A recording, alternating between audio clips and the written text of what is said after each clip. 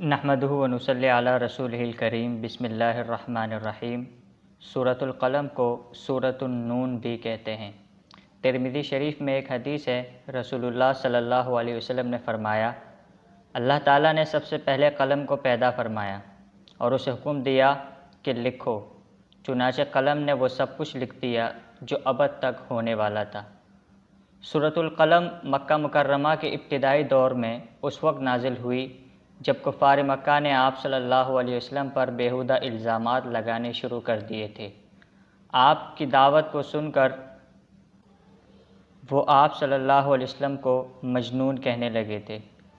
اللہ نے قلم کی قسم کھا کر اور اس کے ذریعے لکھے جانے والے قرآن کی قسم کھا کر یہ واضح کر دیا کہ اللہ کی نعمت و فضل سے آپ صلی اللہ علیہ وسلم ہرگز مجنون نہیں ہیں، بلکہ آپ صلی اللہ علیہ وسلم جو حق کے رسالت ادا کر رہے ہیں ان کے لیے ایک نہ ختم ہونے والا اجر و ثواب ہے۔ اس میں خطاب تو آپ صلی اللہ علیہ وسلم سے کیا گیا، لیکن اصل میں کفار اور مکہ کے مشرکین کو جواب دیا گیا۔ آپ صلی اللہ علیہ وسلم تو اخلاق کے اعلیٰ ترین مرتبے پر فائز ہیں۔ آپ کی سیرت و کردار اتنا بلند ہے کہ آپ کا ہر طرز عمل اخلاق حسنہ سے معطر ہوتا ہے۔ ایسے بلند اخلاق والے شخص کو مجنون کہنے والے دراصل خود سٹیائے ہوئے ہیں۔ بہت جلد آپ بھی یہ دیکھ لیں گے اور وہ کفار بھی دیکھ لیں گے کہ کس کی عقل ماری گئی ہے۔ آپ صلی اللہ علیہ وسلم کو ہدایت کی گئی کہ ان جھوٹے، بے وقعت اور بات بات پر قسمیں کھانے والے لوگوں کی باتوں میں آپ نہ آئیں۔ ان کی اخلاقی حالت تو یہ ہے کہ طعنے دینا، چغلیاں کرنا، بھلائی سے روکنا، زیادتی کرنا، برائی کرنا ان کا معمول ہے۔ یہ بدمزاج اور کم نسل لوگ ہیں۔ جب انہیں قرآن کی آیات سنائی جاتی ہیں تو اسے پرانے وقتوں کے افسانے قرار دیتے ہیں۔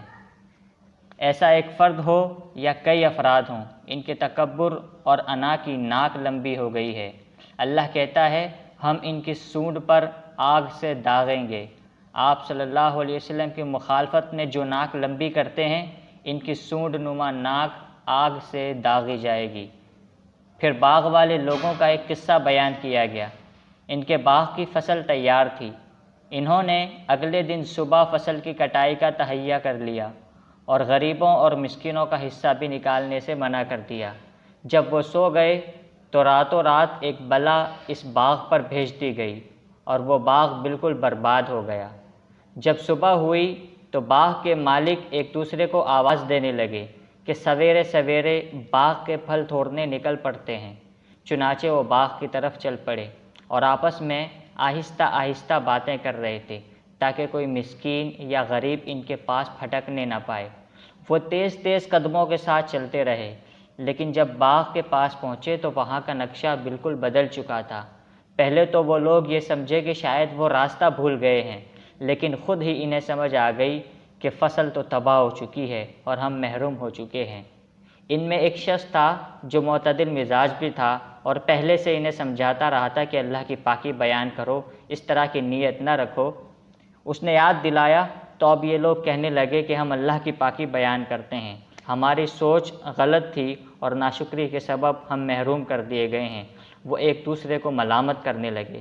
اللہ تعالیٰ نے فرمایا کہ عذاب اسی طرح آتا ہے، بعد میں افسوس کرنے سے کچھ حاصل نہیں ہوتا، جبکہ آخرت کا عذاب تو اور بھی سخت ہے اور اس کے ازالے کا کوئی موقع انسان کے پاس بالکل نہیں ہوگا۔